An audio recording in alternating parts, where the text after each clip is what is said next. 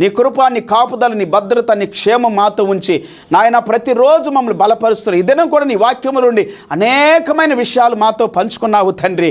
బలమైన కార్యాలు, శక్తివంతమైన కార్యాలు, ఉన్నతమైన సన్నిధిని మాలో నింపి మమ్మల్ని దీవిస్తానని సెలవిచ్చావు నాయన. నాలో నివసిస్తానన్నావు, నీలో నివసిస్తానని అందరితో సెలవిచ్చావు ఆ దినాల్లో. ఈ దినం నాలో కూడా ఉన్న దేవుడు ఈ దినం వాక్యం వింటున్న ప్రతి బిడ్డ హృదయంలోనికి రమ్మని ఆహ్వానిస్తున్నాను. వారి జీవితంలోనికి రండి, వారి ఇంటిలో నివాసం చేయండి. ప్రతి సాతాను శక్తులను నాశనం చేయండి ప్రభువా. వాటిని లయపరచండి, చీకటాత్మను ధ్వంసము చేయండి, అల్లరి శక్తులు బంధించండి ప్రభువా. ఇప్పుడే యేసు నామములో విడుదల కలుగును గాక, స్వస్థత కలుగును గాక, ఆరోగ్యం కలుగును గాక, బలమైన నీ సన్నిధితో నీ బిడ్డలు నింపబడుదురు గాక, ప్రతి విధమైన బంధకాలు తెగిపోవును గాక నాయన. ప్రతి విధమైనటువంటి సాతాను కాడ విరగొట్టబడును గాక. నీ అధికారముతో ప్రభు సాతాను శక్తులను గద్దిస్తూ ఉన్నాం.